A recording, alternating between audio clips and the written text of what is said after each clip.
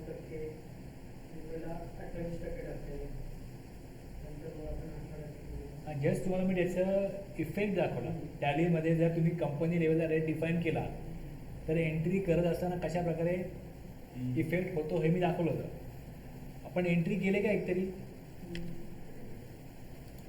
आपण एकतरी एंट्री केली आहे का? एंट्री यस, तुम्हाला मी एक परचेसमध्ये एंट्री जर आपण करत असू तर GST किती येईल हे दाखवलं होतं.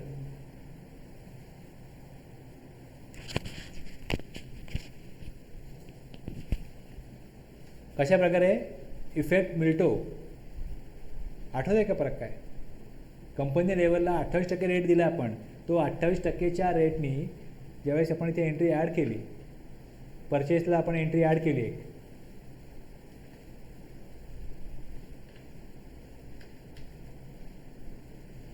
सप्लायर ए टाकलं,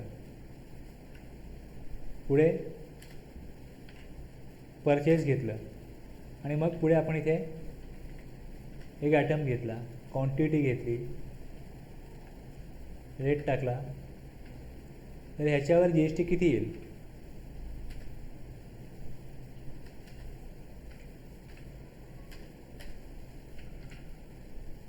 किती टक्के आला आहे? 18%. हा कधी आला? हा 18% कधी आला? ज्यावेळेस आपण लेझर प्रिंटरला जाऊन कॉन्फिगर केलं, इथे जाऊन आपण रेट 18% दिला, तेव्हा तो 18% घेतला. आणि त्यापूर्वी इथे आपण ॲप्लिकेबल नोट्स ठेवलं होतं, आपण आतमध्ये जाऊन कुठल्याही प्रकारचं सेटिंग दिलं नव्हतं. इथे ॲप्लिकेबल आहे, इथे आपण यस केलं आणि इकडे जाऊन आपण ही HSN कोड टाकला आणि खाली जाऊन रेट 18 दिला. त्यामुळे कंपनी लेवलचा 18% जा रेट आहे, सॉरी कंपनीचा 20% रेट आहे, त्याचा इफेक्ट संपला आणि हा रिडिफाईन केलेला 18% आला. जर मी इथे नवीन आयटम बनवला,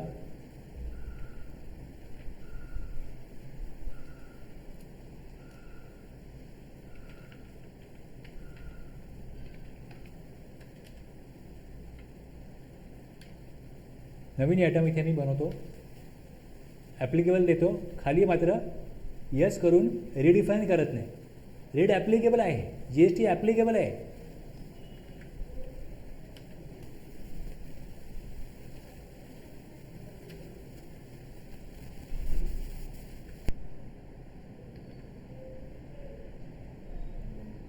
आता कुठं घ्यायचं रेट? कंपनी लेवलला. बस हे आपण क्लिअर केलं होतं, एवढं आपलं क्लिअर झालं होतं. GST रेट डिफाईन करण्याच्या जागा कुठे कुठे आहेत एवढे आपण बघितलं होतं.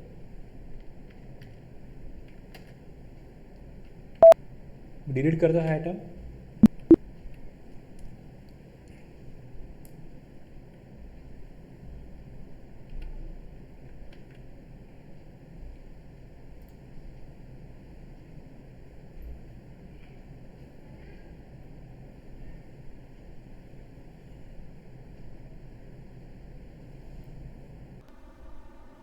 एंट्रीज करायच्या आहेत.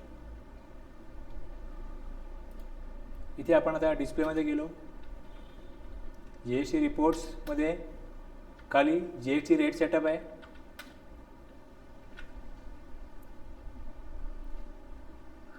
सोप आणि लेझर प्रिंटर याचा HSN टॅक्स रेट दिसते ना इकडे, ओके. आणि वरती इकडे बघा हाऊसहोल्डला दाखवतो आहे 28%. त्यानंतर आपण खाली त्याला 18 केला, मग त्याला तो 18%ला ओव्हरराईड झाला. आता 18 वर्क करतो आहे, 28 वर्क नाही करत.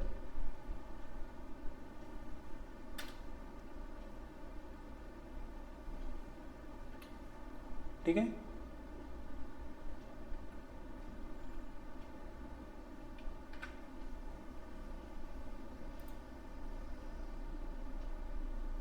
एंट्री करायची पहिली,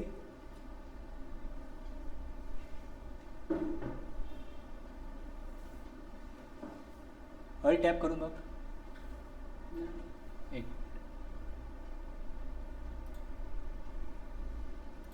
आता काय, ओके.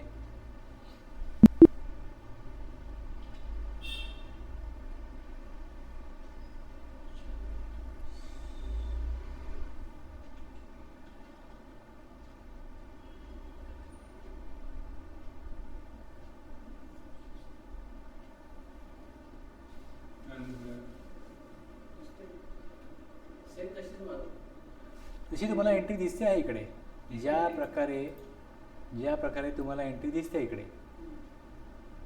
F12 दिलं, पहिले कॉन्फिगर करा. मग तुम्हाला दिलं इकडे जनरल डिटेल्समध्ये सेट ऑप्शन करा, कशा प्रकारे स्क्रीन आली पाहिजे हे दिलं इकडे. काही ऑप्शन आहेत ते इकडे तुम्हाला सेट करायला सांगितले जातील. F12 कॉन्फिगरेशन आहे.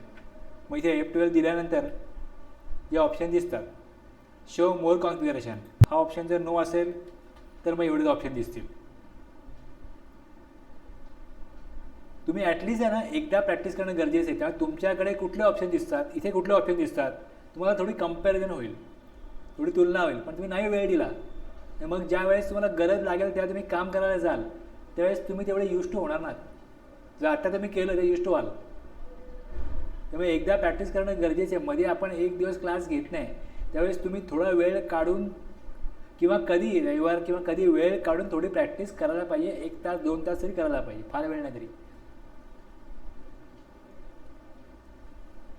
आहेत ना ऑप्शन इकडे. तर याप्रमाणे कुठले ऑप्शन दिलेत, use default bill wise details for bill allocation, हे यस आहे, हे नो सांगितले करायला.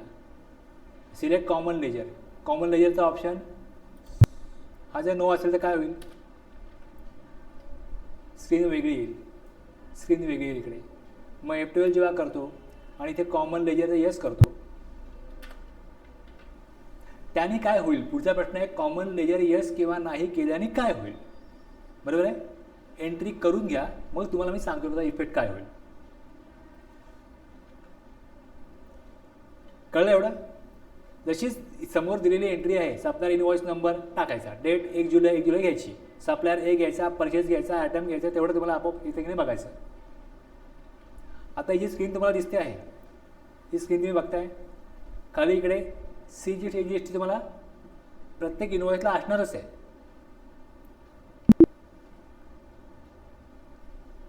इथे अल्टर आहे, अल्टरमध्ये बघा इथे वाउचर टाईप आहे. आता आपण परचेसला एंट्री करतोय, परचेस आहे,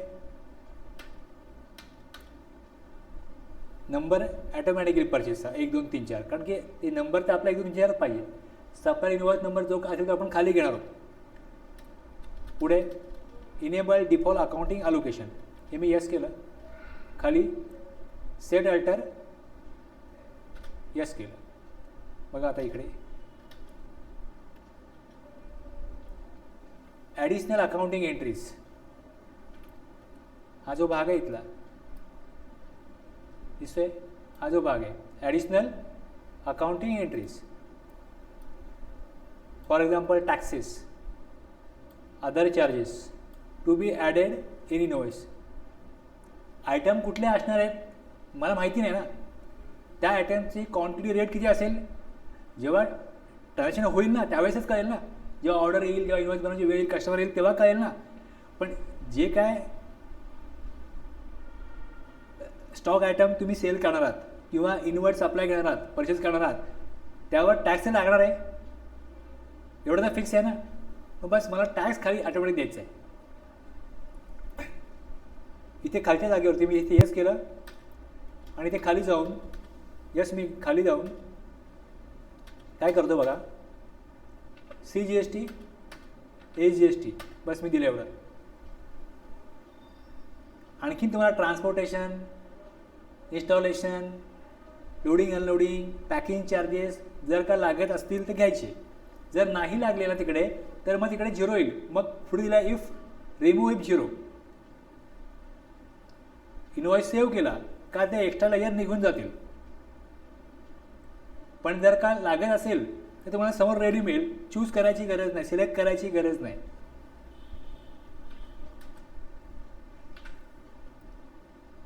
फरक काय पडतो बघा.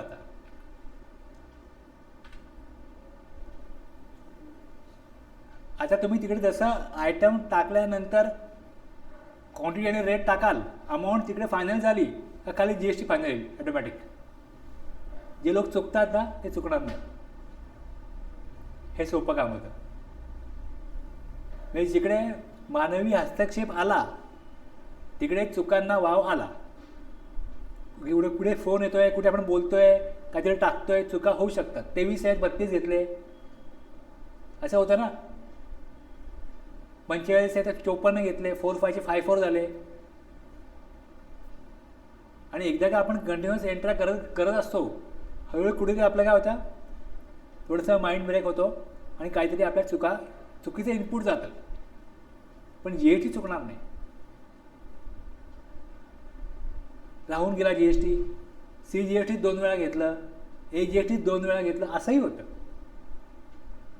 किंवा 6% घेतले, 9% घेतलेच नाही, असंही होतं. आता मी एकच ठेवलं आहे, तुम्हाला पुढे जाऊन मी दाखवणार आहे की 2 पण तुम्हाला रेट खाली वेगळे दाखवायचे असतील दाखवू शकतो. आता मी कॉमन ठेवलं आहे, या CGST AGST. तुम्ही जे काय बघितलं असेल, तुम्ही सांगू शकता की बघितलं आम्ही असं खाली GST पण टक्केवारी दाखवतात, 2.5 CGST, 2.5 AGST, मग 6 12 वेगवेगळे, म्हणजे खाली टॅक्सचे पण 2 4 6 लेजर असतात. तुमच्या अनुभवात काय आहे तुम्ही सांगू शकता मला, मग असं कसं येईल. आता जे काय मला वाटतं की मिनिमम सुरुवातीला आपण इनिशियली अशी सुरुवात केली, मग हळूहळू आपण त्यामध्ये मॉडिफिकेशन करू. मला तुम्हाला सिस्टम समजावून सांगायचं आहे, सिस्टम कशाप्रकारे वर्क करतो, त्यातनं आपण मिनिमम मॅक्झिमम कशा प्रकारे काही त्याचे जे स्ट्रेंथ आहेत कशी वापरायची आपल्याला, हे आपल्याला समजून घ्यायचं आहे. आता मी एवढं दिलं, तुम्हाला हे आवडलं, टॅक्स ऑटोमॅटिक येईल. पुढे जाऊन आता सप्लायरचा इन्व्हॉइसमध्ये आपल्याला माहिती नाही, मग तो आपण इन्व्हॉइसमध्ये बघणार, तो बघितला आपण इन्व्हॉइसमध्ये जो आहे तो टाकायचा आहे. तिथे काय आपल्याला चॉईस नाही. हे टाकलं, डेट घेतली, सप्लायर घेतला,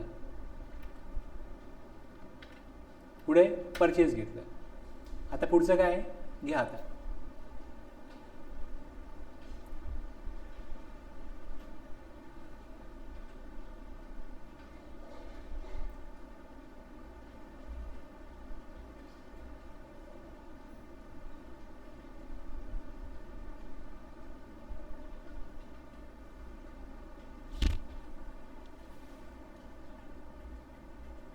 आता अल्ट ए करून बघा, परत पेजअप कर, पेजअप अल्ट ए, अल्ट F1 दिसतंय. टॅक्सेबल अमाऊंट किती आहे, टॅक्सेबल व्हॅल्यू किती आहे, टॅक्स किती आहे, हे आपल्याला दिसतं. त्यामुळे एंट्री सेव्ह करण्यापूर्वी एकदा हे बघायचं कुठे आपल्या काय राहून तर गेलेलं नाही आहे. ही चांगली हॅबिट आहे. हे आल्यानंतर, हे झाल्यानंतर तुम्ही पुढे एकदा अल्ट ए करू शकता आणि मग ओके एंट्री. हे तुम्ही काळजीपूर्वक एंट्री करत असाल तर तुम्ही या पद्धतीने जाल. आणि एकदा तुम्ही एंट्री सेव्ह करता, पुढे जाता ज्यावेळेस इकडनं तुम्हाला विचारतं क्रेडिट डेज किती आहे, हे विचारतं. मी दिलं 31 जुलै. हे केल्यानंतर आता मला विचारतं accept yes or no. Accept yes or no करण्यापूर्वी एकदा इनवॉइसवरती बघायचं, नजर मारायची. तुमच्याकडे पेन्सिल वगैरे काय असेल त्याला टिक मार्क करायची, डेट बरोबर आहे, सप्लायर ए बरोबर आहे, परचेस सप्लायर इनवॉइस नंबर बरोबर आहे, बस. एकतर ते यस म्हणण्यापूर्वी करा किंवा नंतर मग एंट्री झाल्यानंतर करा, पण एकदा तुम्ही चेकिंग तुमचं काम केलं पाहिजे. बरोबर आहे. तुमची कोण चूक काढायला नको असेल तर एंट्रीला पण महत्त्व आहे की एंट्री आपण व्यवस्थित प्रकारे केली. प्रत्येक गोष्ट आपण एकदम अलर्ट राहून करायची. आपल्याला ही सवय लागली आपल्याला मेकॅनिकली करण्याची, थोडीशी बदलायला पाहिजे. अदरवाईज तुम्हाला कळलं नाही काय चाललं आहे सिस्टीममध्ये. आता जर का मी नो म्हटलं इकडे तर यापूर्वी मी चेक करीन सगळं ओके आहे, सगळं बघीन, सगळं केलं तर मी ते क्लिक करीन ओके आहे सगळं. एकदा मला वाटलं तर अल्ट ए करीन, अल्ट F1 करीन, बघीन. एवढ्या काळजीपूर्वक एंट्री केली पाहिजे. मग इथे एंटर झालं, ओके, पुढे डेट टाकले, 30 दिवस आले, ओके. या प्रकारे एंट्री झाली पाहिजे. गो टू पुढे GST रिपोर्ट.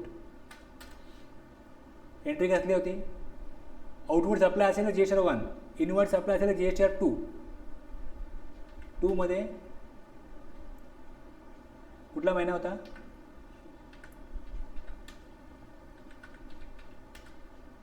गेली एंट्री B2B इनवॉइस रजिस्टर पर्सनकडनं घेतलेला इनवर्ट सप्लाय.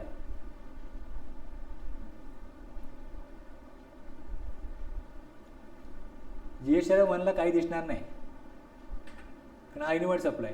दुसरा GST report 3B month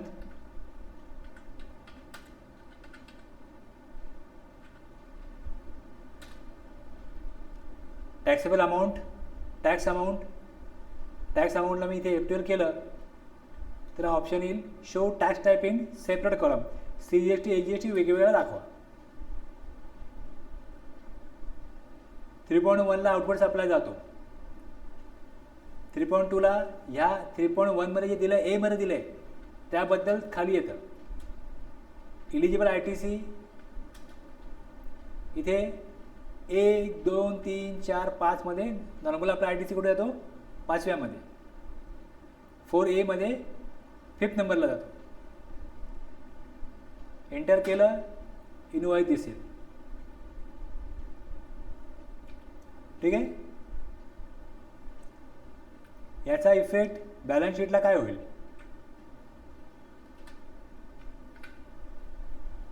minus दाखवेल कारण लायबिलिटीला बॅलन्स क्रेडिट असतो आणि इनवर्ट सप्लाय आपण घेतो त्यावेळेला त्या बॅलन्स ही आपण अमाऊंट दिली आहे गव्हर्नमेंटला आणि पुढे जाऊन आपण त्याला सेट ऑफ घेणार म्हणजे आपल्याकडे ती असेट आहे.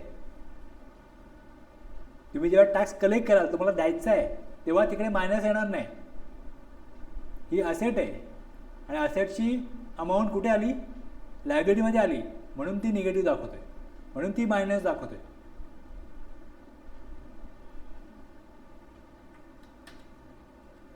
बॅलन्स कुठला आहे डेबिट. अपेक्षित बॅलन्स आहे क्रेडिट. बरं क्रेडिट बॅलन्स कोणाचा आहे क्रेडिटरचा आहे. बघा 30 दिवसाच्या क्रेडिटवरती तुम्ही सप्लायर ए कडनं मटेरियल घेतलेलं आहे 94,400 रुपये तुम्ही देणं लागता कोणाला क्रेडिटरला. बॅलन्स काय क्रेडिट ही लायबिलिटी देणं आहे पण त्यातले त्यांनी आपण दिलेले 14,400 गव्हर्नमेंटला दिले. मग आपली ज्या लायबिलिटी असेल तेव्हा आपण 14,400चा क्लेम करू शकतो ना म्हणजे आपली ॲसेट आहे. तिथे मायनस दिसतात. हे मायनस दिसतात. समजलं ना. त्याचा बॅलन्स डेबिट आहे. ह्यात तुम्हाला काय कन्फ्युजन होतं का कारण तुम्हाला बघायची सवय ना बॅलन्स काय. इकडे जो स्टॉक आहे असेट आहे हे मी देणं लागतो. याचा बॅलन्स मायनस आला हे मी देणं लागत नाही आणि हे सगळं इकडे दिसतंय. हे विकून मला पैसे मिळतील. स्टॉक विकून पैसे मिळतील. फर्निचर आहे माझी असेट आहे ज्यातनं पैसे निर्माण होतील ती असेट आणि जिकडे आपल्याला पैसे द्यायला लागतील देणं आहे पैसे ती लायबिलिटी. पण हे आपल्याला देणं नाही आहे हे आपण दिलं आहे. या 94,400मध्ये 94,400 आपण दिलेले आहेत. मग जेव्हा आपल्याला देणं निर्माण होईल तेव्हा त्यातनं आपण हे वजा करून बाकी उर्वरित देऊ.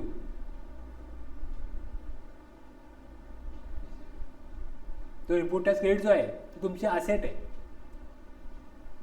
तुम्ही देणं कशामधनं देता कॅशमधनं. कॅश कुठनं आणता बँकेमधनं. बँक कॅश हे आपलं असेट आहे. तसंच हे आपण दिले ना त्याला 1 महिन्याने देऊ. क्रेडिट पिरियड 1 महिना असताना 1 महिन्याने देऊ पण तो गव्हर्नमेंटला आताच देणार ना याच महिन्यात देणार. तुम्ही त्याला बरं 2 महिन्याने द्याल पण गव्हर्नमेंटकडे तुमची जी लायबिलिटी आहे तुमचं जे इनपुट टॅक्स क्रेडिट आहे त्याची जी लायबिलिटी आहे तो गव्हर्नमेंटला पे करणार आहे याच महिन्यामध्ये.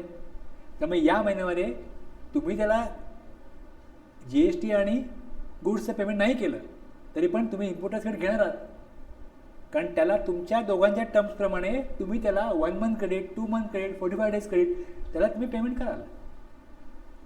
जर 6 महिने पेमेंट नाही केलं ना 180 दिवसामध्ये 180 डेजमध्ये जर सप्लायरला पेमेंट नाही केलं तर अशी एक इनपुट टॅक्स क्रेडिटमध्ये प्रोव्हिजन आहे की तुम्ही जो काय इनपुट टॅक्स क्रेडिट घेतला आहे आणि जर तुम्ही सप्लायरला 180 दिवसामध्ये पेमेंट नसेल केलं तर 180 दिवसांनी तुम्ही तो ITC रिव्हर्स करा.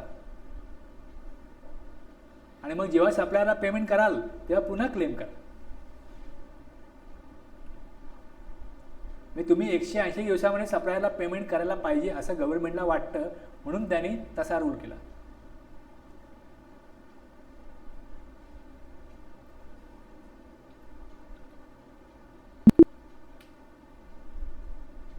आणि दुसरा effect profit and लॉसला,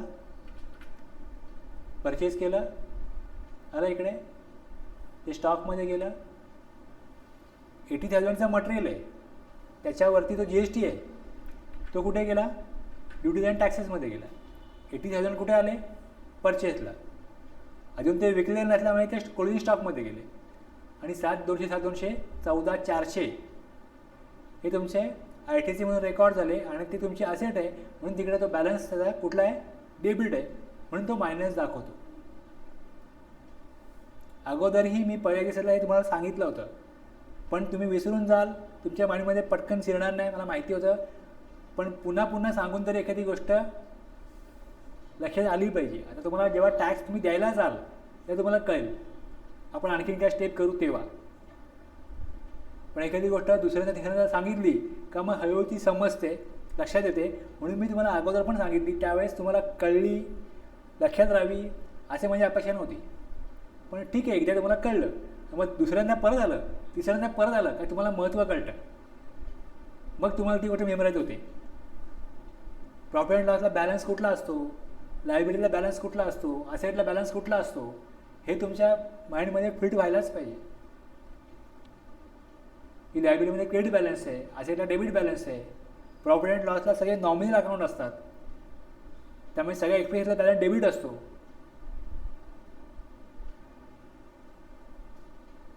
debit all expenses, त्यामुळे सगळे एक्सपेन्स आहेत, salary, wages, pending gas, stationery, advertisement, तुम्ही कुठलेही घ्या, हे सगळे एक्सपेन्स आहेत.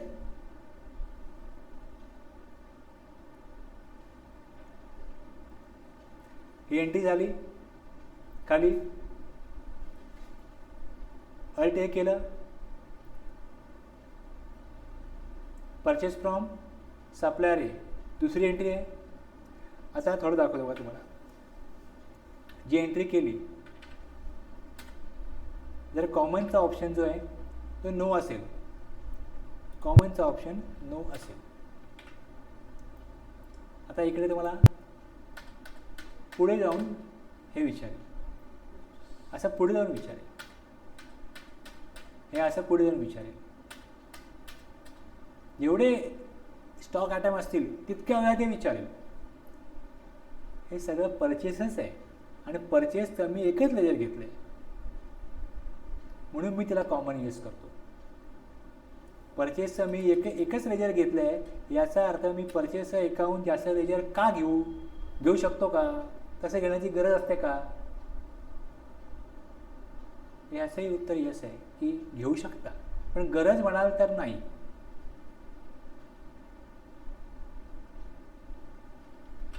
आता तुम्ही चेक करायला पाहिजे की तुम्ही जिकडे काम करता तिकडे कशा प्रकारे लेजर कॉन्फिगर केले. एवढं डिटेलमध्ये का घेतोय, आपल्याला चक्कर वेळ समजून घ्यायचं, चक्कर वेळ फोडायचं आहे. युद्ध आपण जिंकणारच आहोत, समजलं ना. रचना कशी आहे, कुठल्या प्रकारे आत जायचं, कुठनं बाहेर यायचं, आपल्याला कळलं पाहिजे ना. त्याचे उपयोग कळले पाहिजेत, त्याचे बेनिफिट कळले पाहिजेत, त्याचे काय डिमेरिट्स आहेत तेही कळले पाहिजेत. की मी एकच लेजर परचेस का घेतोय, 2-3 का घेत नाही. आता जर का मी 2-3 लेजर घेतली, अकाउंट्स बुक्स आहे, सेल रजिस्टर आहे, सॉरी परचेस आपण एंट्री केली, परचेस रजिस्टर आहे, याला मी एंटर केलं तर बाजूला इकडे कॉलमनार आहे बघा, कॉलमनार आहे.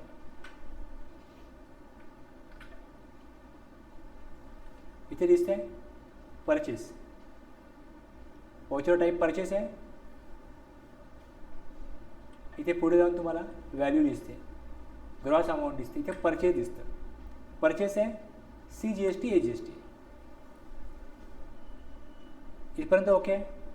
आता जर का तुमच्याकडे वेगवेगळ्या रेटमध्ये GST कलेक्ट केला जात असेल, 2.5 CGST, 2.5 AGST हा एक रेट आहे. दुसरा 6% CGST, 6% AGST. तिसरा 9% CGST, 9% AGST. मग तुम्ही सांगाल की आम्हाला नुसता सीजीएसटी एजीसी नको आहे, तर रेट वाईज द्या. आणि मग तुम्हाला परचेस जे काय लेजर आहे ते पण रेट वाईज पाहिजे. Purchase at 5%, purchase at 18%, purchase at 12%, हेही पाहिजे. मग तुमच्या त्याप्रमाणे जर तशी तुम्हाला अकाउंटिंग करण्याकरता गरज असेल तर तुम्ही करू शकता. मग तुम्हाला कॉमन लेजर वापरता येणार नाही.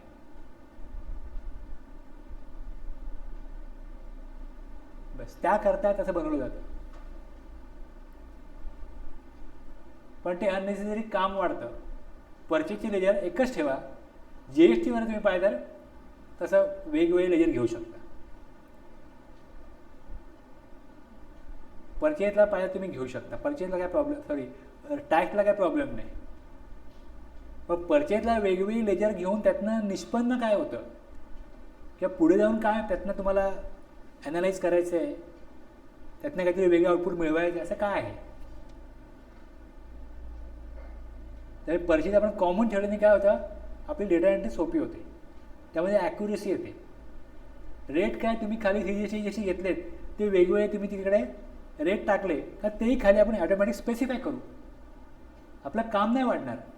पण पाहिजे ना, सिस्टममध्ये दिसलं पाहिजे की 5% किती, 12% किती, असे वेगवेगळे दिसले पाहिजे, कळलं पाहिजे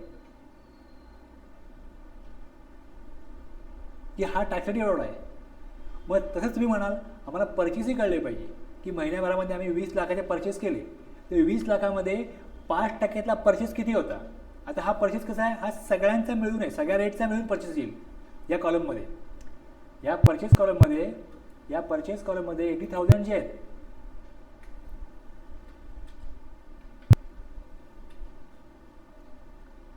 हा रिपोर्ट जो बघतोय आणि इकडे हे जे परचेस बघतोय, ह्या परचेसमध्ये खाली ही जी अमाऊंट आहे ही सगळ्या प्रकारचे रेट मिळून आलेली अमाऊंट आहे. मग जर तुम्हाला वेगवेगळे पाहिजे असतील मग तुम्हाला वेगवेगळे लेजर बनवायला लागतील, तशी गरज असेल तर. पण जर गरज नसेल आणि समजा मी सीजीएसटी एजीएसटी वेगवेगळे घेतले, मला खाली इथे रेट मिळेल की मी या महिन्यामध्ये सीजीएसटी कलेक्ट केला 5,000. याचा अर्थ माझा परचेसमध्ये समजा इकडे अमाऊंट आहे त्यामध्ये 1 लाख तरी काय असेल, परचेसची टॅक्सफुल व्हॅल्यू असेल. समजा इकडे 94,000 आहे, या 94मध्ये काही अमाऊंट 5% आहे, काही अमाऊंट 12%ची आहे, काही अमाऊंट 18%ची आहे. तर तुम्हाला वेगवेगळे मिळत नाही आहे, पण तुम्ही टॅक्स लेजर वेगवेगळे टाकलेत पुढे. आणि जर तुम्हाला इकडे टॅक्समध्ये दिसले की 2,500 2,500, तर तुम्हाला समजेल ना की त्याची बेस टॅक्स व्हॅल्यू किती असेल त्या परचेसमध्ये. अगदी तुम्हाला काढायची वेळ आलीस, गरज पडलीस तर तुम्ही काढू शकता आणि तुम्हाला अगदी समोर दिसायलाच पाहिजे. मग मात्र तुम्हाला लेजर बनवायला लागतील वेगवेगळे. त्याचा टॅक्सवरती काही फरक पडत नाही, ITCवरती काही फरक पडत नाही, पण वेगळे ॲटोमॅटिक दिसले पाहिजे वेगळे, मग वेगळे बनवायला लागतील, वेगळे ठेवायला लागेल. आता आपण एकत्रच ठेवतोय, सगळं आपण एकत्रच ठेवतोय. 5%तले पण परचेस तिकडेच, 12%तले पण तिकडेच, 18, 28 सगळे एकत्र ठेवतोय. पण तशी गरज नसेल तर एकच परचेस लेजर पुरेसं आहे, ज्याने आपलं काम ॲक्युरेट आणि लवकर होतं. मग तुम्हाला कॉमन लेजर नो करायला लागेल, मग प्रत्येक आयटमला तुम्हाला कॉन्फिगर करायला लागेल की हा 5% 12 आहे, मग वेळ जातो. आणि मग कधी कधी 5च्या जागी 12 घुसतो, 12च्या जागी 18 घुसतो. असं झालं जर का, तर त्या चुका होतात. मी 4 वर्षाच्या अनुभवात नाही केलं की पहिले मी वेगवेगळे दिले होते, पण त्याची कोणाला गरज नव्हती. मी 2 वर्षांनी चेंज केले. 1 वर्ष 2-3 पार्टींचे मी चेंज केले. त्यांचं ऑडिट वगैरे सगळं झालं, कोणीही ऑब्जेक्शन घेतलं नाही आणि त्यांना सेटिंग करून दिली. अरे मस्त आहे, हे चांगलं आहे. म्हणजे हे लोकांनी ॲप्रिशिएट केलं की आमच्या चुका आता कमी व्हायला लागल्या, चुका होत नाहीत. कॉमन लेजर टाकलं, खाली ऑटोमॅटिक करून दिलं, सगळं करून दिलं, आता ओके, आता चुका नाही होत. ही सिस्टम बरोबर आहे. म्हणजे कोणाला गरज नाही आहे मार्केटला. कुठेही तुम्हाला कुठल्याही लॉमध्ये तुम्ही परचेसची वेगवेगळी लेजर बनवा आणि ती पाहिजेत असं इन्कम टॅक्स लॉमध्ये पण नाही आणि GST लॉमध्ये पण नाही. मग कशाला तुम्ही वेगवेगळी लेजर करायची. तुम्हाला जी एस टी खाली दाखवायला लागतो, प्रिंट करायला लागतो, किंवा सेल बिलात तर पाहिजे वेगवेगळा, समोरच्याला कळलं पाहिजे आपण 5% टॅक्स किती भरला. ठीक आहे, दाखवा ना, काय प्रॉब्लेम नाही. टॅक्स लेजर किती बनवा, पण परचेस किंवा सेल लेजर हे एकच पुरेसे आहे, चालतं, ॲक्सेप्ट होतं. कोणी असं सांगितलं नाही मला की वेगवेगळी बनवा. आणि इव्हन यूट्यूबला काय लोकांनी असे व्हिडिओ बनवले टाकलेत, ते पण सिंगल लेजरच बनवायला रिकमेंड करतात.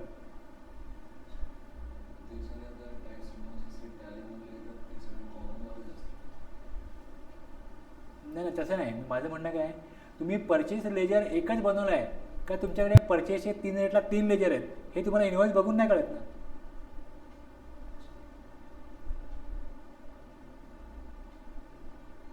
आउटपुट सगळं तसंच मिळेल, पण तुम्हाला अकाउंटिंग पर्पज, काहीतरी रिपोर्टिंग पर्पज, ॲनालिसिस पर्पज, तुम्हाला जर का अशा प्रकारे परचेस समजा माझा 20 लाखाचा आहे, मग त्यामध्ये मी 5% माल किती घेतला,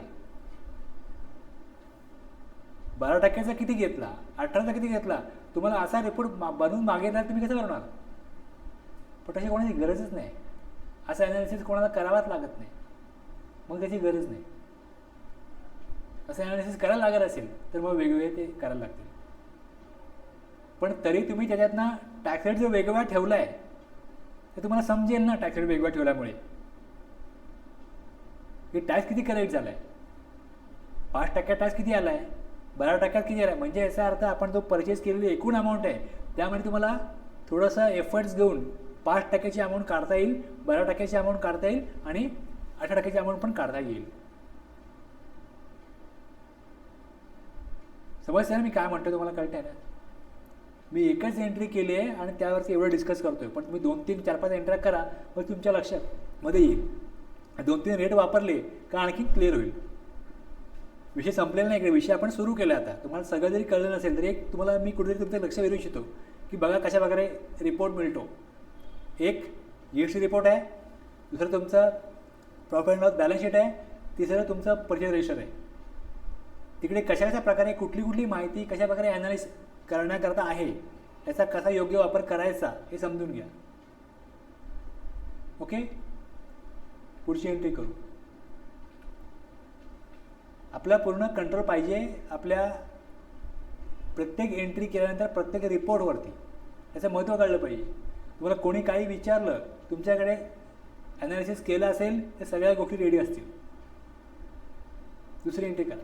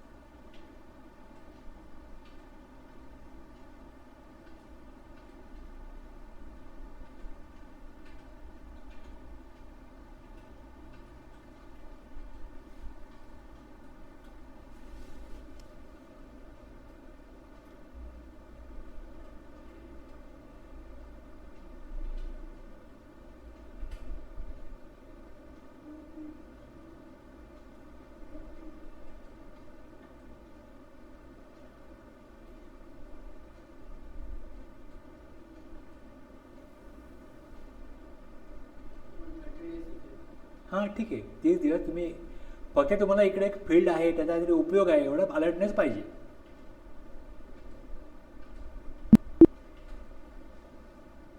आता परत रिपोर्ट कुठले बघाल, रिपोर्ट कुठले बघाल. हां, GST 2 दाखवला, 3B दाखवला, प्रॉफिट अँड लॉस दाखवला, बॅलन्स शीट दाखवला, आणि परचेस रजिस्टर दाखवला. हे 5 रिपोर्ट दाखवले. चेक करा 5 रिपोर्ट गो टूमध्ये जाऊन.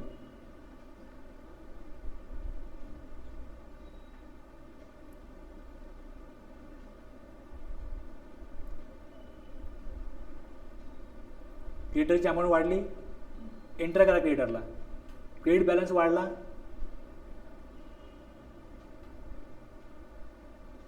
क्रेडिट बॅलन्स वाढला ना. टॅक्सचा बॅलन्स चेक करा, ड्युटी अँड टॅक्सेसचा. डेबिट आहे का क्रेडिट आहे, डेबिट आहे, बरोबर आहे. पुढे स्टॉकमध्ये अमाऊंट वाढलेली आहे. हा जो स्टॉक आला आहे एंटर स्टॉकला अल्ट F1 आलेला आहे. याला F12 खाली inward goods outward.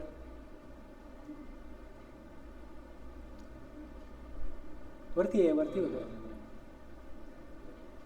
Show goods inward वरती आहे. हां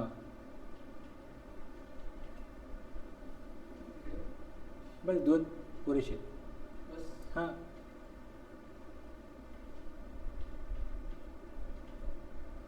आले. इनवर्ड सप्लाय झालेला आहे, आउटपुट झालेलं नाही अजून. ठीक आहे. पुढे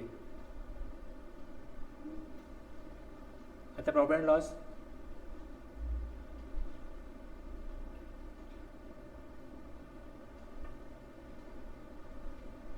दोन इनवॉइस मिळून तो स्टॉक आला ना.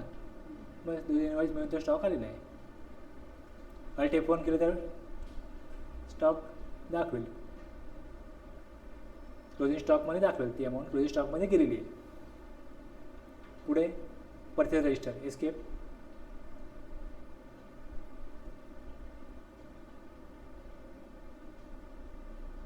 खाली रजिस्टर्स आहेत. Purchase register enter. बाजूला F8 कॉलम आहे. F8 कॉलमनार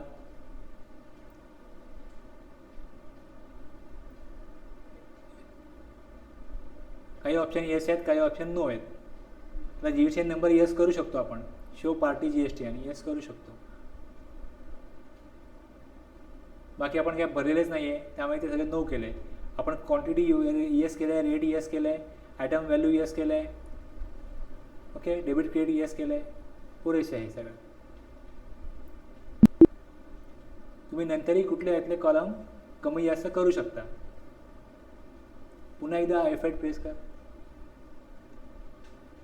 आता ॲडिशनल कॉस्ट इथे होतं ना, ॲडिशनल कॉस्ट हा येस आहे ऑप्शन, तो नो करायचा. बस कंट्रोल आहे. एक कॉलम कमी झाला. अल्ट F1 दिसतंय. ते आता वॉचर टाईप नको आहे समजा, पुन्हा F8 करायचं. वॉचर टाईपचा ऑप्शन नो करायचा. कंट्रोल आहे. येणार नाही. पाहिजे असेल पुन्हा करा, येस करा, येणार आहे. कॉलम आल्यानंतर पण आवश्यक कॉलम आलेले नसतील किंवा अनावश्यक कॉलम आलेले असतील, तुम्ही येस किंवा नो करून ते शो किंवा हाईड करू शकता. दोन्ही इनवॉइस आहेत. दोन्ही मिळून अमाऊंट किती होते. खाली ग्रॉस टोटल दिसते, परचेसची पण अमाऊंट दिसते, टॅक्सची अमाऊंट दिसते. ठीक आहे. पुढे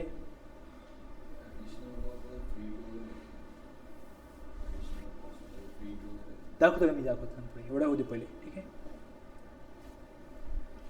पुढे GST 1, 2, 3 हे झाले आपले अकाउंटिंग. GST 1ला काय येणार नाही. आता GST रिपोर्ट आहे ना खाली, 1ला काय येणार नाही. आउटवर्ड सप्लाय 1 साठी आहे. 2 परचेस केलं आहे, इनवर्ड सप्लाय केला आहे 2 मध्ये. एंटर. जुलै महिना आहे.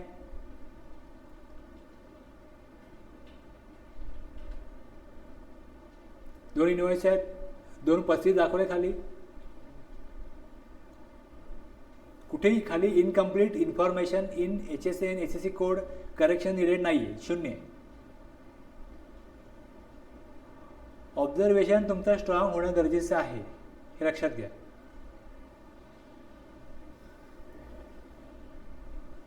ठीक आहे. पुढे 3B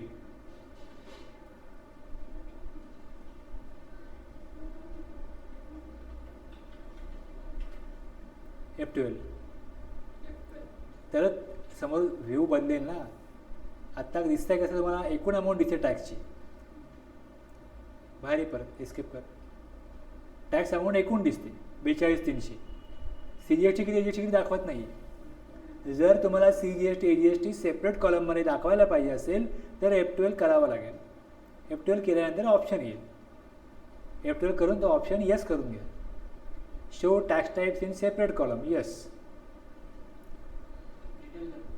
डिटेल तुम्ही तिथनं पण करू शकता. डिटेलचं ऑप्शन समोरच आहे. अल्ट F1 केलं तर होईल ना डिटेल.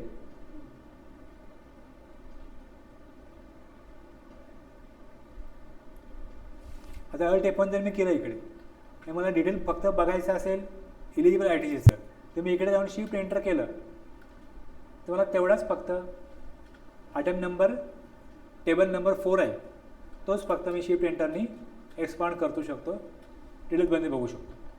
जर मी 3.1ला आणलं शिफ्ट एंटर ते दिसेल. त्यात काय नाहीच आहे, गरज नाही. आता आपल्याला फक्त बघायचं आहे कुठे व्हॅल्यू कुठे आल्या, इलिजिबल ITCमध्ये आल्या, टेबल नंबर 4ला आल्या. टेबल नंबर 4मध्ये मला दाखवा.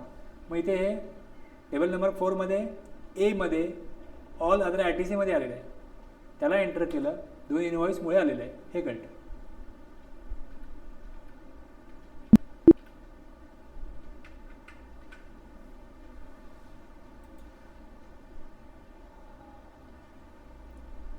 कळलं आहे. हे रिपोर्ट दाखवलेत मी. F2 पिरियड चेंज करा,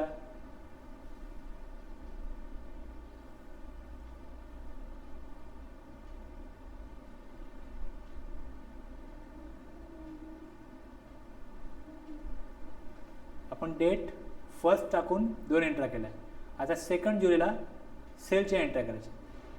2 जुलैला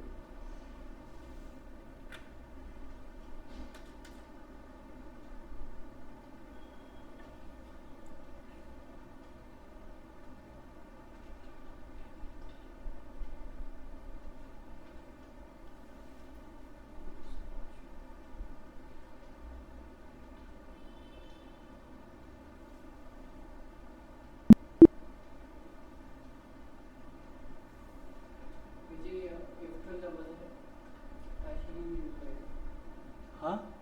F12मध्ये तुम्हाला ऑप्शन दिले ना सेट करायला. कॉमन लेजर येस करा, default bill wise detail for bill allocation no करा, ते ऑप्शन दिलेत ना.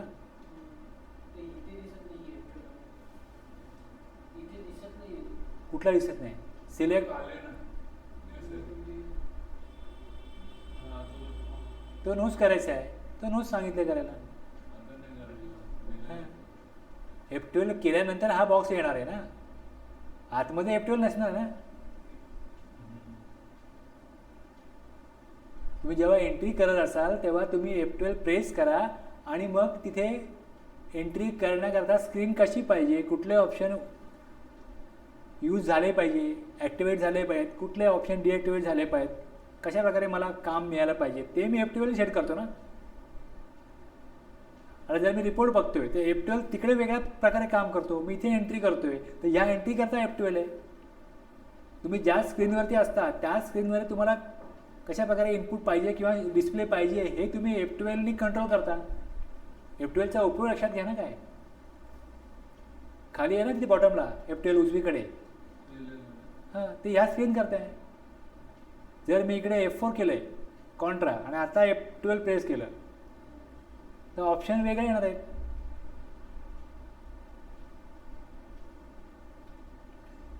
जर मी सेलची एंट्री करतो आणि F12 प्रेस करतो ऑप्शन वेगळे येणार आहेत.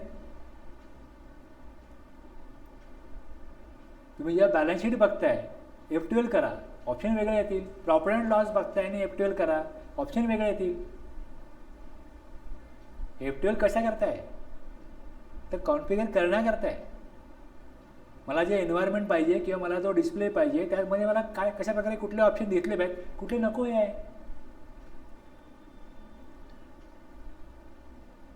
एंट्री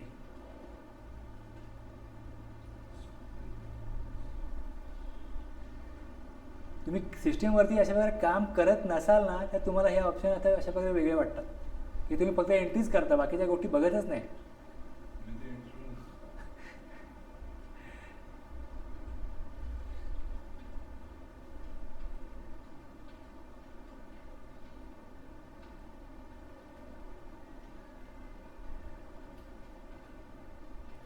आता इथे तुम्हाला सांगितलं की इथे पण तुम्हाला सीजीटीची ऑटोमॅटिक यायला पाहिजे. काय कराल?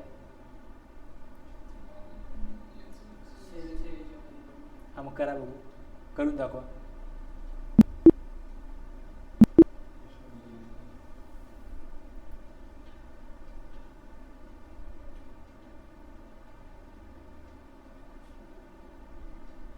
सेटिंग आहे ना, सेटिंग कुठे होते लक्षात घ्या. पहिले काही नका करू, थोडं पहिले ना बाहेर या, पहिल्या स्क्रीनला या, गेटवे ऑफ टॅलीमध्ये या. आता गेटवे ऑफ टॅलीमध्ये तुम्हाला लेजर, वाउचर, इन्व्हेंटरी आयटम हा क्रिएट करायचा आहे का त्यामध्ये ऑलरेडी बनलेला आहे त्यात तुम्हाला चेंज करायचं आहे? मग अल्टरमेटिक झालं पाहिजे. आणि खाली जे ट्रान्झॅक्शन आहे एंट्री करायची आहे का, रिपोर्ट बघायचा आहे का, तुम्हाला करायचं आहे का नक्की? थोडं लक्षात घ्या की समोर तुम्हाला हेडिंग दिलेलं आहे, मास्टर्स, ट्रान्झॅक्शन्स, युटिलिटीज, रिपोर्ट्स, हे ऑप्शन दिलेत ना. मग तुम्हाला आता कुठल्या क्षेत्रामधलं काम आहे? वाउचर जो आहे तो रिपोर्टमध्ये येणार आहे का? तो वाउचर तुम्हाला एंट्री करायला जाईल, एंट्री करायची आहे का? नाही ना. वाउचरची सेटिंग आहे ती बदलायची आहे, मग ते मास्टर्समध्ये गेलं पाहिजे. अल्टर खाली बघा. आता अल्टर काय करायचं आहे? Accounting master, inventory master, statutory master, voucher type, voucher type, cells.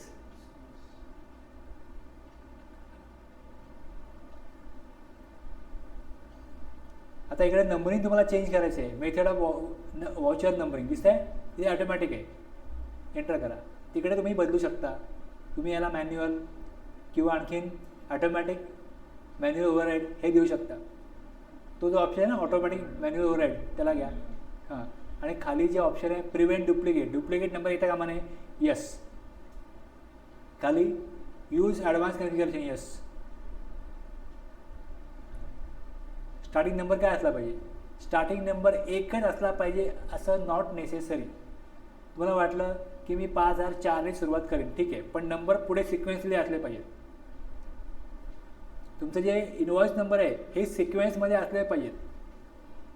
तुम्ही एकाहून जास्त सिरीज वापरू शकता, पण नंबर सिरीजमध्ये पाहिजेत. टॅक्स इनवॉइसमध्ये जे टॅक्स इनवॉइसचा प्रोव्हिजन रूल आहे तेवढंच सांगितलं आहे, सिरीजमध्ये पाहिजे. मी एकदा घेईन, पहिला इनवॉइस घेईन 4 नंबर, मग घेईन 3 नंबर, मग घेईन मग 1 नंबर, असं नाही चालणार.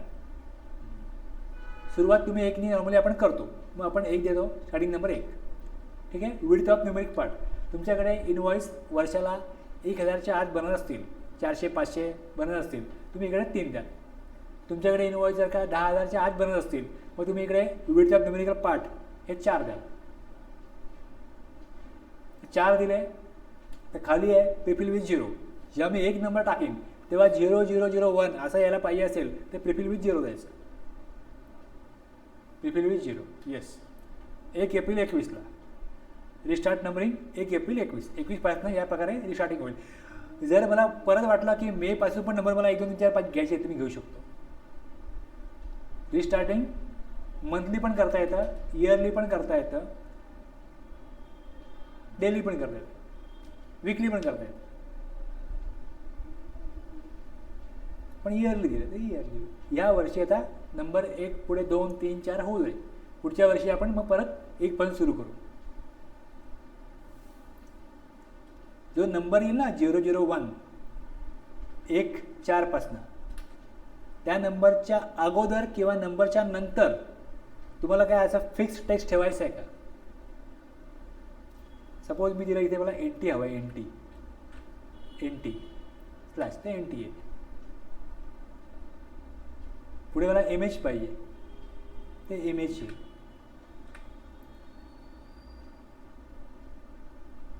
आता पुढे नंबर येईल, त्याच्या पुढे तो नंबर आल्यानंतर सफिक्स नंबर नंतर काय पाहिजे का? येस, 21 22 हे नंबर नंतर पाहिजे.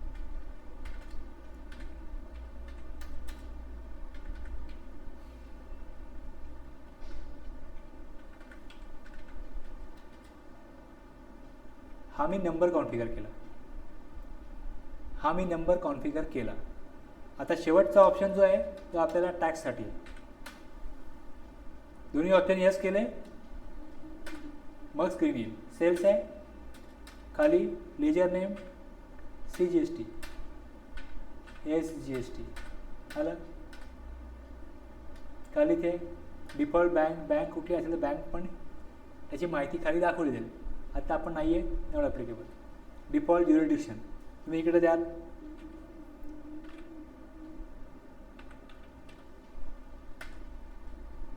सेल अंडर डिक्लेरेशन, इनवॉइसला तुम्हाला खाली काय द्यायचं आहे, डिक्लेरेशन देऊ शकता.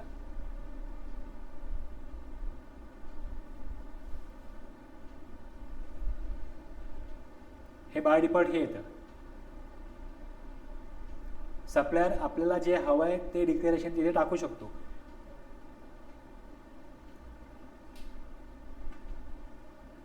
झालं हे कळलं. तुम्ही एकदा रिव्हिजन नाही केली, एकदा नाही बघितलं ना, तर तुम्ही विसरणार आणि तुम्हाला मग जेव्हा गरज पडेल तेव्हा आठवणार नाही. फरक पडला, फरक दिसतोय. NT/MS/0001/21-22 आलेलं आहे. प्रिफिक्स काय आणि सफिक्स काय कळलेलं आहे. प्रिफिल विथ 0 कळलेलं आहे. नंबर ऑटोमॅटिक आला. पण ह्यात पण तुम्हाला समजा एखादा इनवॉइस बनवायचा मध्ये राहून गेला असेल तर तिकडे जाऊन तुम्ही त्याला 001A असं टाकू शकता. जर ऑटोमॅटिक दिला तर आपल्याला वर जाऊन नंबर चेंज करता येत नाही. मॅन्युअल दिला तर आपण चेंज करू शकतो, पण मागच्या बिलाचा नंबर बघावा लागतो की 7 आहे, आता 8 घ्या. त्यामुळे मॅन्युअल आणि ऑटोमॅटिकचा बेस्ट कॉम्बिनेशन हे मॅन्युअल ऑटोमॅटिक ओव्हरहेड हे आहे. बाय डिफॉल्ट ऑटोमॅटिक असतं आणि नंबर 1, 2, 3, 4 याप्रमाणे येणार आहे. इनवॉइस नंबर तुमचा नंबर आता बदलला. 1 जुलै आहे, पुढे जाऊन तुम्ही त्याला 2 जुलै करा. कस्टमर बीला सेल करतोय. कस्टमर बीला GST नंबर दिलेला आहे, आपण सेल्स घेतलं. कळलं ना. पुढे आता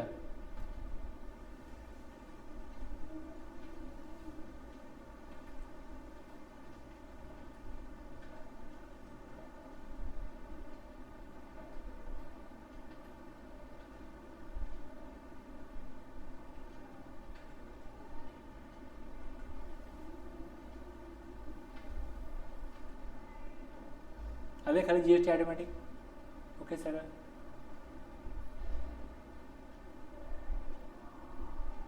एंटर करत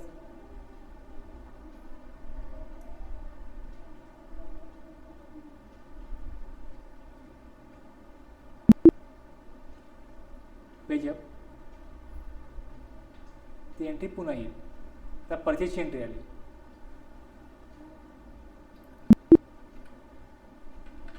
जेव्हा आपण तो विचारतो ना येस ऑर नो, जेव्हा विचारतो तेव्हा थांबायचं आणि तेव्हा बघायचं.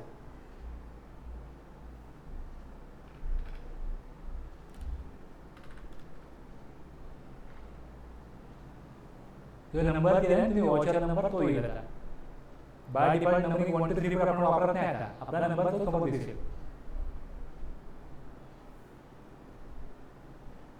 आता रिपोर्टला काय फरक पडतो बघा. आता बॅलन्स शीटला काय फरक पडतो बघा.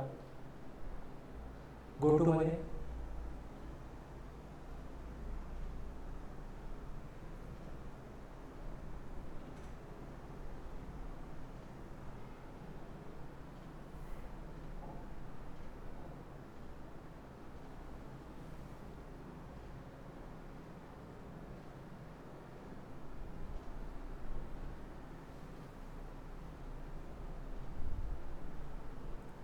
आता बघा अमाऊंट किती आहे तिकडे मायनस मध्ये. त्याला एंटर करून बघा.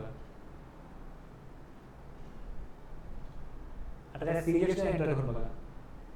CGST एंटर करून बघा. बघा हे डेबिट आहे, क्रेडिट आहे. तुम्ही जी आता बॅलन्स तुम्ही आता अमाऊंटची कलेक्ट केली 3,510 आहे का? 3,510 होती का इकडे बघा. हे 3,510 तुम्हाला द्यायचं आहे गव्हर्नमेंटला. ही लायबिलिटी आहे. लायबिलिटीचा बॅलन्स क्रेडिट आहे आणि जो 21,150 आहे तो परचेस मध्ये दिलेला टॅक्स आहे आणि 3,500 आता कलेक्ट केलेला टॅक्स. बाहेर मग ते सबस्ट्रॅक्ट करून 17,640 आले. ओके, पुढचा रिपोर्ट.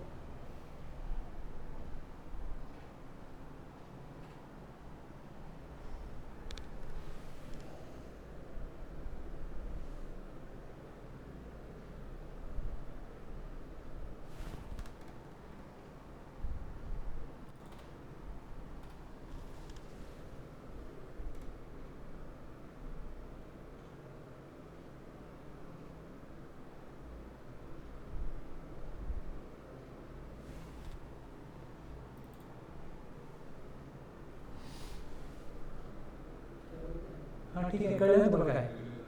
बाकी DFTचा रिपोर्ट बघा. एक मिनिट. अल्ट F1 होते ना आता बघा.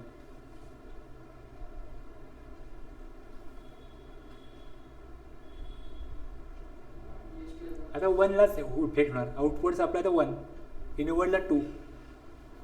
एंटर. बघा आता महिना चेंज करा, जुलै करा.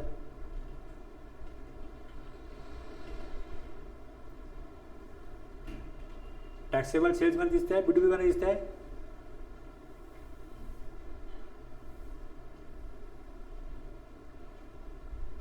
आता 3B.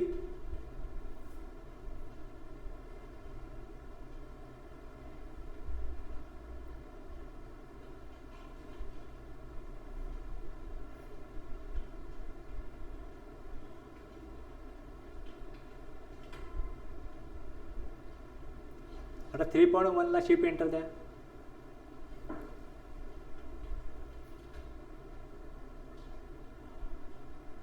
तीन पैसे आता तुम्ही कलेक्ट केले. बाजूला एक ऑप्शन आहे नेचर व्ह्यू, दिसत आहे बाजूला एक ऑप्शन नेचर व्ह्यू आहे. F5 nature view.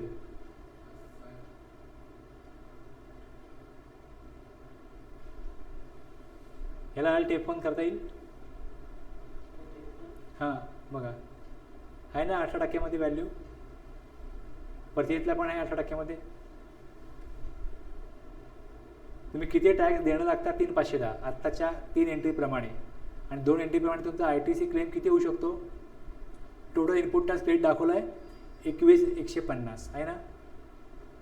हे नेचर व्ह्यूमध्ये येतं.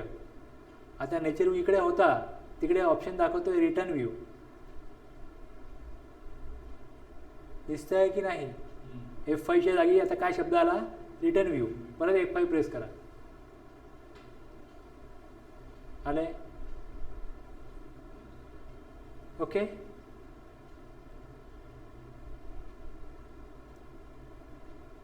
आणखी एक रिपोर्ट राहिला आपला सेल रजिस्टर.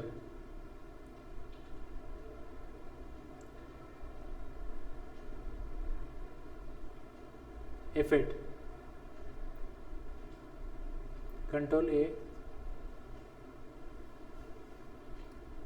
Alt F1.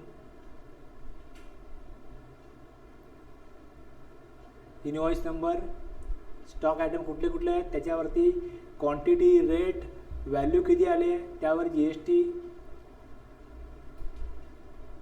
ठीक आहे, कळलं. दुसरी एंट्री करा, पुढची एंट्री.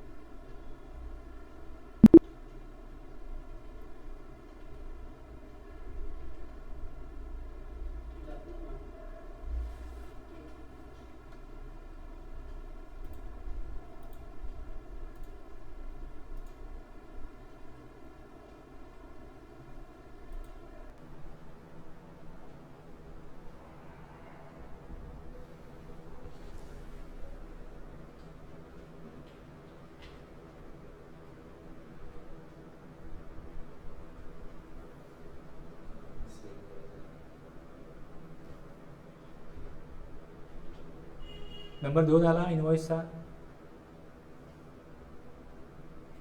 आला नंबर 2 पुढे.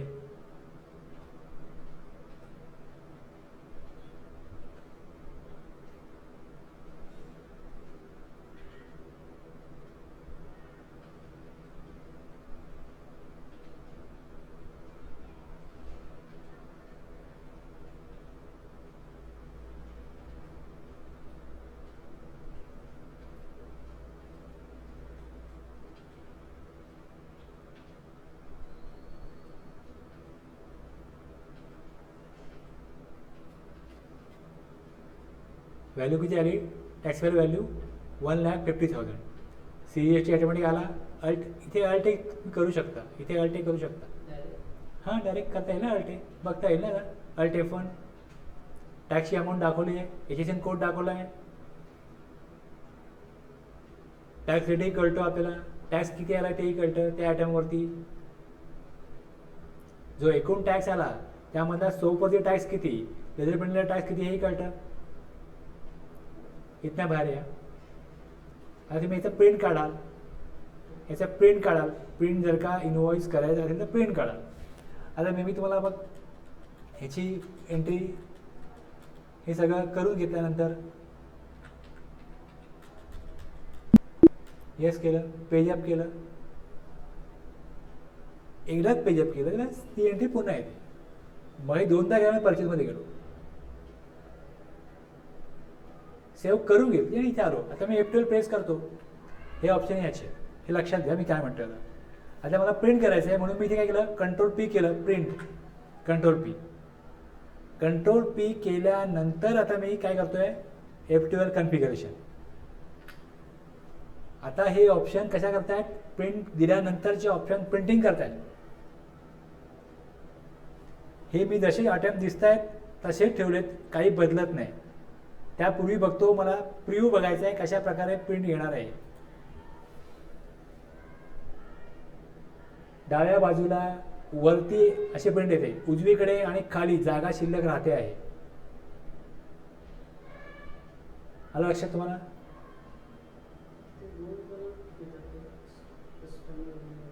हां, 2 कॉलम दिसतात कुठे,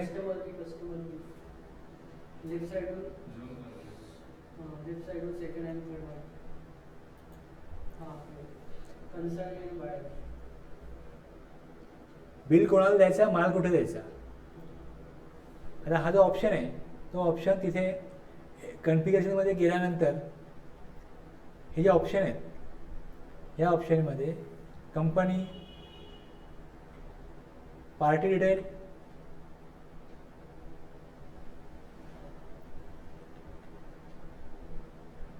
कन्सायनी डिटेल दिसते इकडे, यस आहे, नो केलं.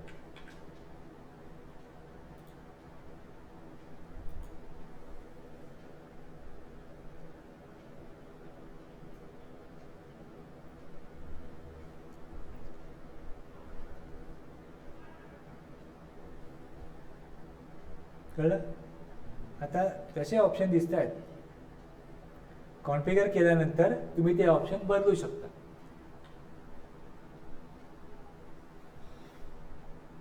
एवढे इथे ऑप्शन दिसत आहेत.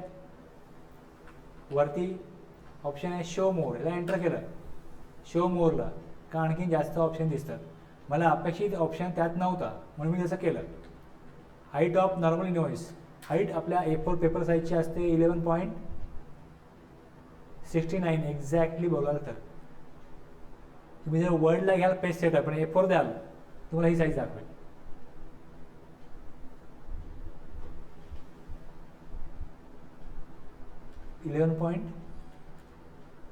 अप्रॉक्सिमेटली मी 7 घेऊ शकतो, मग मी चालेल.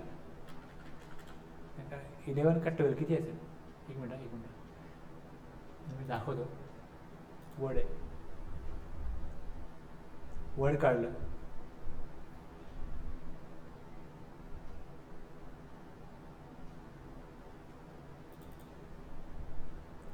आपण जेव्हा हे प्रिंट करतो A4 साईजला,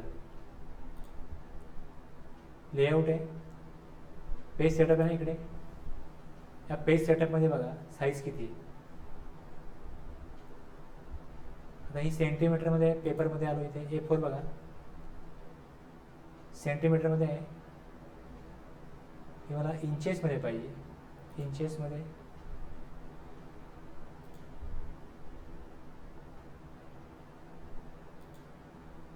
ऑप्शन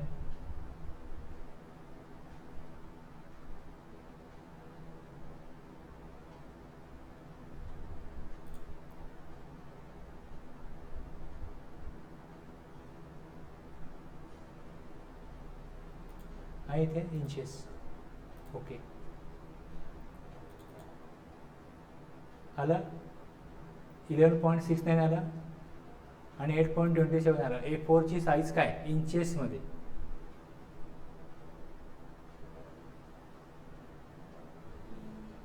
हां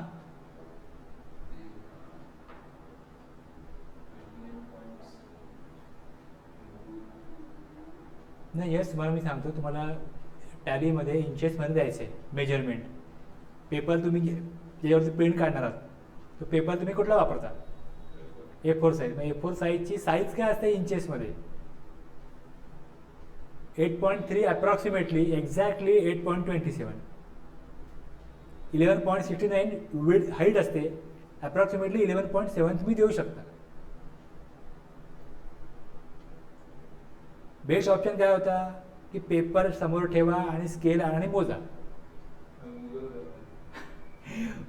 आपल्याकडे आता गुगल करण्याऐवजी मी बोललो वर्डमध्ये बघूया. वर्डमध्ये मला दाखवलं की वर्डमध्ये तुम्ही A4ला प्रिंट काढताना तेव्हा साईज इकडे बाय डिफॉल्ट सेट केलेली आहे, ती साईज ही आहे आणि ते इंचेस सेंटीमीटरवरचं मी इंचेस केलं measurement.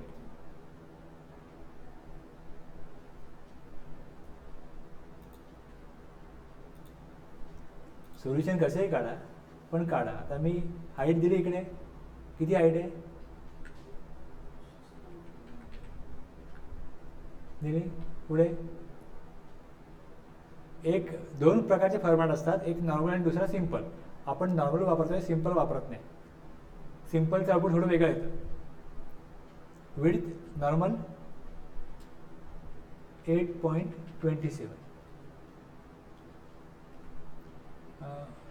Top margin bottom margin जे मार्जिन असतं तुम्ही लेफ्ट द्या टॉप द्या, उरेल ते बॉटम उरेल ते राईट. वर्डसारखं नाही, आता लाईन अलाईन होतील तसं नाही होत. तिकडे लेफ्ट द्या राईट द्या, लेफ्ट द्या आणि टॉप द्या, दोनच द्या. टॉप मार्जिन 0.5 केलं, left margin top margin of normal size हे जे आहे 0.5. ओके आता प्रिव्ह्यू बघा, फरक पडला काय? आणखीन तुम्हाला वाढत लेफ्ट मार्जिन वाढवू शकता. टॉप बॉटम तर ओके वाटतं. आता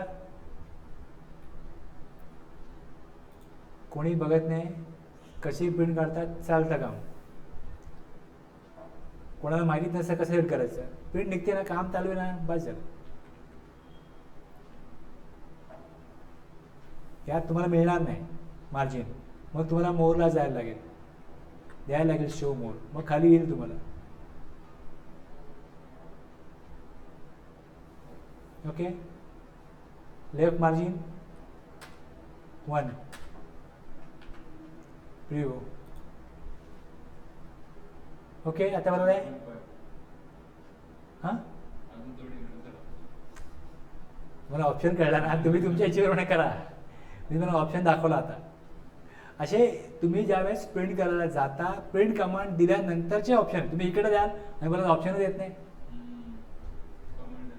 तो ही सेलची एंट्री करण्याकरता F12 आहे.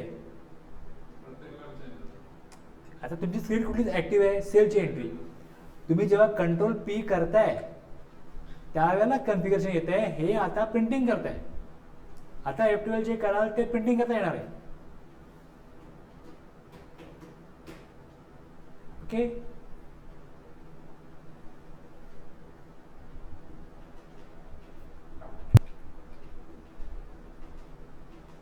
असे एन्व्हायरमेंट समजून घ्या, पहिले काम कसं करायचं समजून घ्या. आता कसं होतं की बाय डिफॉल्ट एक स्क्रीन सेट आहे, ठराविक इनपुट द्यायचे आहेत, इकडे तिकडे बघायचं नाही. टांगेला जो घोडा बांधतात ना त्याला काय करतात, असे झापलं जातं, इकडे तिकडे बघू नये त्यांनी. तो जर रस्ता असतो तर रस्त्याने जातो, रस्त्याने येतो, इकडे तिकडे बघत नाही. तसं आपलं झालं आहे. आपण घोडा आहोत का की टॅलीमध्ये इकडे तिकडचे ऑप्शन बघायचे नाही, F12 करायचं नाही, किंवा प्रिंटिंग प्रॉपर सेंटरला येत नाही आहे पेपरच्या, आपण कधी बघत नाही. तुम्ही कधी बघितलं आहे का पेपर तुम्ही जर प्रिंट काढता प्रॉपर प्रिंट येते का? किंवा एखादी गोष्ट समोर चाललेली आहे, तुम्हाला ही अशी नको आहे, अशी यायला पाहिजे असं कधी वाटतं का? तर तुम्ही सगळं स्वीकारलं आहे. तुम्ही गधामजुरी करता ना, मग गाढवाकडे चॉईस नसतो ना. काहीतरी चुकीचं चाललंय, काहीतरी प्रॉपर व्हायला पाहिजे असं आपल्याला जेव्हा वाटत असतं तेव्हाच आपलं शिकण्यावर असतं. तुमचं शिकणं कुठे आहे? जर तुम्ही सगळ्या गोष्टी तुम्हाला चालल्या तर काय चुकीच वाटत नाही, चाललंय चालू दे.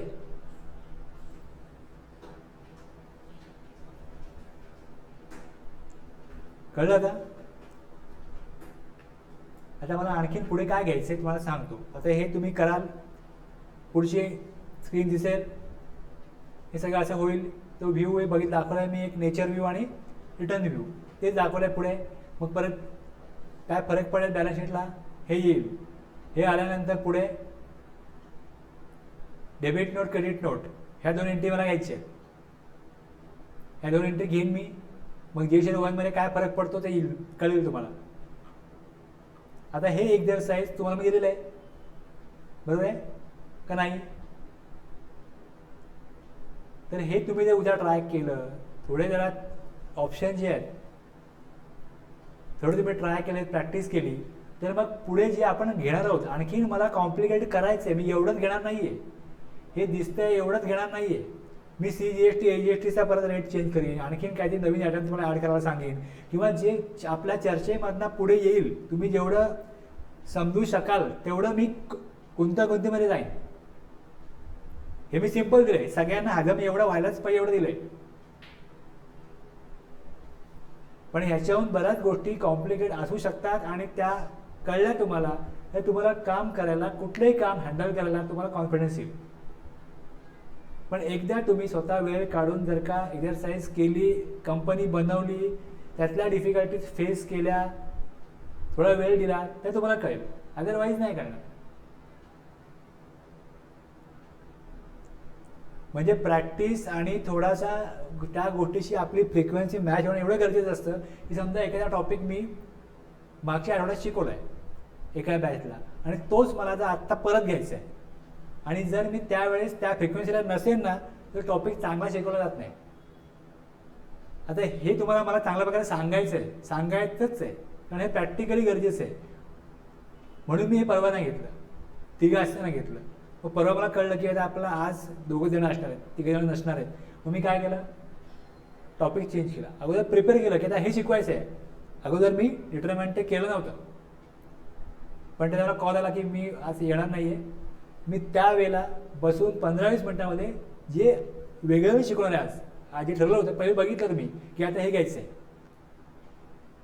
परत मी त्या वेगळ्या फ्रिक्वेन्सीला आलो आणि तुम्हाला सेक्शन 9, 3, 4, 5 घेतले. पण अचानक मला कळलं ना आत्ता 5 मिनिटापूर्वी येणार नाही आहे, मी काय करू शकत नाही. मग मी टॉपिक चेंज केला आणि जो बघितलेला नसेल ना तर मी त्याला तेवढा न्याय देऊ शकणार नाही. आता कसं मला फुलफ्लेक होतं की तुम्ही कुठल्या लेवलला असाल तिथपासून तुम्हाला वरती आणायचं आहे. तुमची फ्रिक्वेन्सी आप झाली पाहिजे. तुम्हाला ह्याच्यावरती बॅलन्स शीट कुठे आहे, सेल रजिस्टरमधले ऑप्शन काय, कुठे काय दिसतंय कळलं पाहिजे. मग त्यामध्ये आपण लेजरला काय बदल करणार आहोत, जे कॉमन लेजर आहेत ते आपण सोडून जो वेगळी पद्धत आहे ती वापरली तर काय फरक पडतो, त्यातून काय वेगळं मिळतं, हे सगळं मला दाखवायचं आहे. पण जे चाललंय त्याच्यावर तुमचा कंट्रोल असेल किंवा तिकडे तुम्ही कन्फ्यूज असाल तर मी अजून कॉम्पिटिशनमध्ये जाऊन तुमचा कॉन्फिडन्स ब्रेक करणं असं होतं. मग जिममध्ये जातोस ना, जिममध्ये जातोस का, जिममध्ये कधी गेलास ना, जिमचा अनुभव आहे तुला. तुला पहिल्या दिवशी सांगितलं की आज 10 किलो वजन उचलायचं तुला, आणि तुला सांगितलं एका महिन्याने तुला रोज प्रॅक्टिस केली तर तू 40 किलो उतरशील, बरोबर आहे. पण तू रेग्युलर गेलाच नाही आणि मग तुला सांगितलं 1 महिन्याने 40 किलो आम्ही देतोस, तू घेऊ शकशील. पण किती लुकडा सगळा माणूस असेल, पहिल्या महिन्यात 10 किलोवरून 3-4 महिन्यात 40 किलोवर जातो की नाही, कारण त्याचे मसल्स काय होतात, बिल्ड होतात ना. हे आपलं काम कसं आहे, हे मेंटल बिल्ड आहे आपलं. तुम्ही काय व्यायामच करत नाही, मेंटली तुम्ही काय एफर्ट्सच घेत नाही. आणि मग मला तुम्हाला आणखीन वर्ष लेवलला न्यायचं आहे, तुम्ही जाल का, आहे तेच झेपत नाही आहे तर मी आणखीन तुम्हाला काय देऊ शकतो. प्रत्येक जेवढे पॉईंट झाले त्याची पुढे लिंक आहे आणि त्याचा पुढे आणखी लेवल आपल्याला अप करायचे. पण तुम्ही ज्या लेवलला आहात तुम्ही तिकडनं वरती तेव्हाच याल जेव्हा तुम्ही मधला एक दिवस आपण क्लास घेत नाही तेव्हा काहीतरी कराल. नाही केलं तर मग मी माझं काम मी करणार आहे, माझं प्रेझेंट करणं, त्या गोष्टी सांगणं हे माझ्या हातामध्ये आहे. पण तुम्हाला कळत नसेल तर त्याला जबाबदार मग कोण आहे, मी का तुम्ही? मला याच्यामध्ये खूप कॉम्प्लिकेशन आणायचे आहेत. पण जर तुम्ही ते एन्जॉय करत असाल तर मला सांगायला मजा येते. पण जर तुम्ही तिकडे समजा असे धडपडताय समजून घ्यायला, मी कसं सांगणार? मला कळलं तुम्ही कन्फ्यूज होत आहे. मी तुम्हाला एखादा प्रश्न विचारतो आणि तुम्ही काहीच केलेलं नाही प्रॅक्टिस, नाही होणार. मग थांबूया.